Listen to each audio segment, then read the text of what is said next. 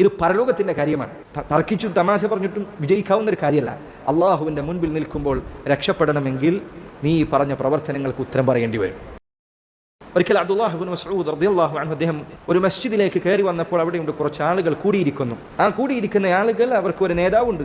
അയാളുടെ കയ്യിൽ കുറച്ച് കല്ലുകളുണ്ട്. അയാൾ പറയും, തൻ്റെ കൂട്ടാളികളോട് അയാൾ പറയും, ഹല്ലിലൂ മിഅ, നിങ്ങൾ 100 തവണ ലാ ഇലാഹ ഇല്ലല്ലാഹ് എന്ന് പറയുക. 100 തവണ. സബ്ബിഹൂ മിഅ കബ്ബിറൂ മിഅ, നിങ്ങൾ സുബ്ഹാനല്ലാഹ് എന്ന് 100 തവണ പറയുക. അൽഹംദുലില്ലാഹ് എന്ന് 100 തവണ പറയുക. അല്ലാഹു അക്ബർ എന്ന് 100 തവണ പറയുക. എന്തെങ്കിലും കുഴപ്പമുണ്ടോ ഈ പറഞ്ഞതിന്? പറയുന്നത് തസ്ബീഹാണ്, തക്ബീറാണ്, തഹ്മീദാണ്, തഹ്ലീലാണ്, ഇബാദത്താണ്, ദിക്റുകളാണ്. അബ്ദുല്ലാഹ് ഇബ്നു മസ്ഊദ് റളിയല്ലാഹു അൻഹു അദ്ദേഹം വയസ്സായ മനുഷ്യനാണ്. അദ്ദേഹത്തിന്റെ കയ്യിലൊരു വടി ഉണ്ടായിരുന്നു നടക്കുന്നതിന് വേണ്ടി. ആ വടി കൊണ്ട് അദ്ദേഹം അവിടെ ഇരിക്കുന്ന ആളുകളെ ആട്ടിപ്പറഞ്ഞയച്ചു. അദ്ദേഹം അവരോട് പറഞ്ഞു, നിങ്ങൾ എന്താണ് ചെയ്തു കൂട്ടുന്നത്? അവർ പറഞ്ഞു, ഞങ്ങൾ ദിക്ർ എടുക്കുകയാണ്, ഞങ്ങൾ ഹൽഖ ഉണ്ടാക്കിയിരിക്കുകയാണ്, ദിക്റിന്റെ ഹൽഖയാണിത്. അദ്ദേഹം പറഞ്ഞു, ഫഉദ്ദു സയ്യിആതികും, നിങ്ങൾ നിങ്ങളുടെ തിന്മകളാണ് രേഖപ്പെടുത്തേണ്ടത്. എണ്ണുമ്പോൾ ചെയ്യുന്നത് യഥാർത്ഥത്തിൽ തിന്മകളാണ്, നന്മകളല്ല. ഫഅന ളാമിനുൻ അല്ലാ യദിഅ മിൻ ഹസനാതികും ഷൈ, നിങ്ങളുടെ നന്മകളൊന്നും അല്ലാഹു പാഴാക്കുകയില്ല എന്ന് ഞാൻ നിങ്ങൾക്ക് ഉറപ്പ് നൽകുകയാണ്. എന്നിട്ട് അദ്ദേഹം അവരോട് പറഞ്ഞു, വയഹക്കും യാ ഉമ്മത മുഹമ്മദ്, മുഹമ്മദിന്റെ സമൂഹമേ നിങ്ങൾക്ക് നാശമുണ്ടാകട്ടെ. എന്തിനാ ഇതൊക്കെ പറഞ്ഞത്? ഒരു മസ്ജിദിൽ കൂടിയിരുന്ന് കുറച്ചു നേരം കൂടിയിരുന്ന് സുബ്ഹാനല്ലാഹ് അൽഹംദുലില്ലാഹ് എന്നത് നബി സല്ലല്ലാഹു അലൈഹി വസല്ലം പഠിപ്പിക്കാത്ത ഒരു രൂപമുണ്ടാക്കി തക്ബീറും തഹ്മീദും ചൊല്ലിയതിനാണ്.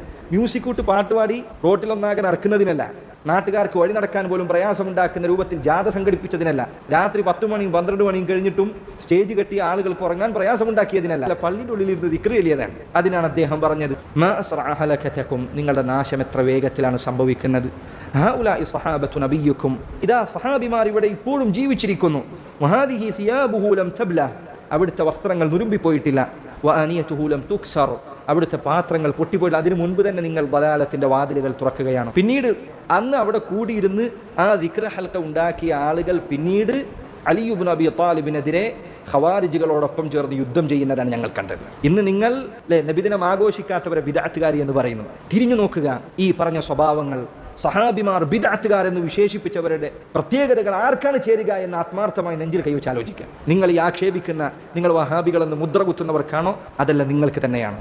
അതുകൊണ്ട് സഹോദരങ്ങളെ, എനിക്ക് എപ്പോഴും പറയും, നബിദിനമാകട്ടെ, അള്ളാഹു അല്ലാത്തവരുള്ള സഹായതേട്ടമാകട്ടെ, മറ്റ് കാര്യങ്ങളാകട്ടെ, നീ ഈ കാര്യങ്ങളെ തർക്കത്തിൻ്റെ മനോഭാവത്തോടു കൂടിയാണോ നീ അതിന് മുൻപിൽ നിൽക്കുന്നത്?